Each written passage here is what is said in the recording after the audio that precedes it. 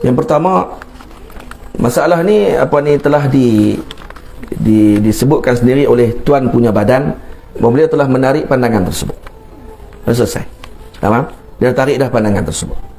Jadi dia pun dah mengakui, kata dia cuma menukilkan daripada gurunya dan seumpamanya. Maka pandangan tadi telah ditarik oleh beliau.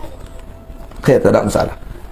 Yang kedua, kita bincang pada sudut ilmu. Pada sudut ilmu, masalah perpindahan roh seseorang ke dalam tubuh seseorang yang lain, ini adalah perkara yang batil. Kenapa batil? Ini disebut dalam istilah para ulama, disebut dengan tanasuh al-arwah. Dia ada beberapa istilah disebut oleh ulama, dipanggil tanasuh. Tanasuh itu perpindahan roh seseorang ke dalam badan orang lain. Yang saya kalau wafat, badan saya, roh saya pindah ke badan anak saya contoh. Jadi anak saya tu saya. Jadi gitu. Dipanggil tanasuh. Yang kedua dipanggil tafasuh. Istilah kedua dipanggil tafasuh. Tafasuh, perpindahan daripada roh seseorang ke dalam badan binatang. Dipanggil tafasuh. Tafasuh ni, contoh orang pada kehidupan akan datang, contoh jadi babi. Roh dia dalam babi. Ni pernah tengok sebentar Cina. Dia kata moga di kehidupan akan datang kita akan bersama kembali tapi dengan jasad yang berbeza. Tapi dia orang lain, duduk dalam badan orang lain. Tapi kalau dia kata, kalau kamu jahat, kamu akan jadi binatang. Dia bagi tafasuh, masuk dalam badan binatang. Jadi babi, jadi anjing, jadi kera dan seumpamanya. Yang ketiga dipanggil tarasuh.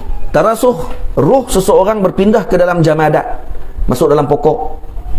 Pokok tu orang. Tiba. Nampak? Ni kalau contoh kadang-kadang duduk saja, tengok, nampak kucing main. Kucing pula rapat dengan dia. Ayah baru meninggal, kucing tu main dekat dengan dia, pula baik dengan dia. Dia kata, ayah apa ni? Ayah dia pula dah. Ni jadi ni yang panggil tafasuh. Jadi binatang. Dia tumbuh pokok tepi rumah dia. Pokok tu pula ayah dia binat dulu. Dia kata ayah dah ni. Ayah dia pula jadi pokok. Ni dia panggil tarasuh. Ketiga-tiga pahaman ni batil. Kenapa batil? Karena dia akan membawa kepada pengingkaran terhadap kebangkitan di hari kiamat. Tamam?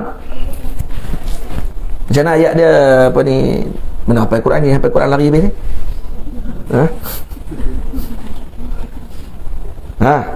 Dan Quran Allah Ta'ala sebut apa? Tengok. Dan Quran Allah Ta'ala sebut, Allahumma salli ala Sayyidina Muhammad. Baik, sebelum kita masuk yang tu, perkara ni akan bercanggah dengan akal. Satu, kerana nanti orang tak akan tahu dia siapa dia sebenarnya. Dan sekarang ni saya yang bercakap di depan ni, saya ni siapa dia sebenarnya. Dan saya boleh mengaku saya ni siapa-siapa pun. Sebenarnya saya bukanlah saya. Saya adakah mampu lepas tu? Takkan kejam lepas tu? Lepas tu dia boleh mengaku, kata saya sebenarnya saya adalah pancarannya Imam Syafi'i radhiyallahu anhu. Mampu? Kata Imam Syafi'i pula patut alim kata. Rupanya dia Imam Syafi'i. Lah kali jadi apa? Maklum balik rumah tengok kat cermin, aku ni bukan aku rasanya ni. Mungkin Salomo ni. Salomo pula. Patut suara sedap. Jam. Tak jadi macam tu. Sebab tu dalam Quran kata Maulana Syekh Ali Jumaah hafizahullah, Quran sendiri menolak pandangan tersebut. Bukti daripada dalam surah apa ni? Wa kullu insanin alzamnahu ta'irahu fi 'unuqihi wa nukhriju lahu yawmal qiyamati kitaban yalqahu mansyura. Tengok dalam nanti Al-Quran Allah Ta'ala sebut apa dia? Pada hari akhirat nanti kita diberikan kepadanya dengan kitabnya sendiri. Dan kemudian disebut apa dia? Iqra kitabaka kafa bi nafsika al-yawma 'alayka hasiba.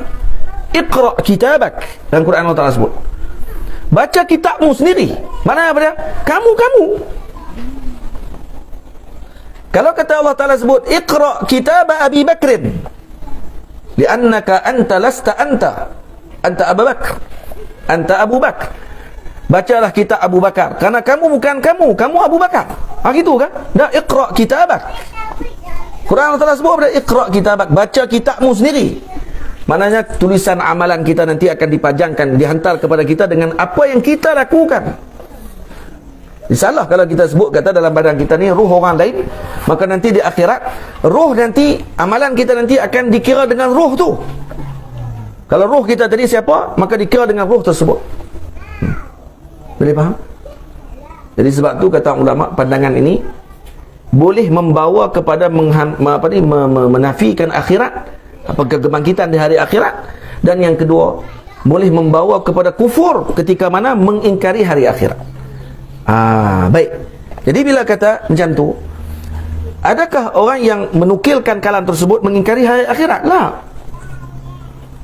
Tidak mengingkari hari akhirat, cuma menukilkan pandangan tersebut dengan pandangan tadi. Ya, pandangan tadi batil. Tapi tidak mesti dengan dia menukilkan pandangan tadi dengan makna mengingkari hari akhirat. Lepas tu kena berhati elok-elok. Ada seorang tanya kepada dia, itu kufur Ustaz no? Kira kafir yang sebut tadi ni. Oh, sabar dulu. Kafir main mana kalau kata dia memang tak ingkar hari akhirat, dia cuma nakal satu juzuk daripada pandangan tadi, cuma dia kata dah akhirat saya percaya, kebangkitan hari akhirat saya percaya. Itu macam mana? Tak, kita kata pandangan ni batil, keimanan dia dengan akhirat dia jelas, cuma kena tolak pandangan tadi. Jangan pegang dengan pandangan tersebut, kerana pandangan tadi bercanggah dengan akal. Faham tak sini? Jangan cepat sangat nak kufurkan orang.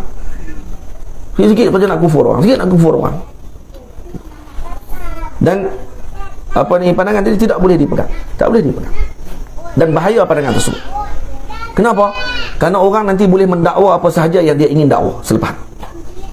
Dia buat salah apa-apa sikit, dia akan kata, orang yang kalau pegang dengan pandangan tersebut, kalau kita pegang dengan pandangan tu, contohnya kita pula boleh sebut pada waktu tu, sebenarnya saya buat ni, kamu tengok saya yang buat, sebenarnya bukan saya yang buat. Yang buat ni sebenarnya adalah sebut pergi apa-apa, adalah fulan, disebut fulan bin fulan, sebenarnya bukan saya.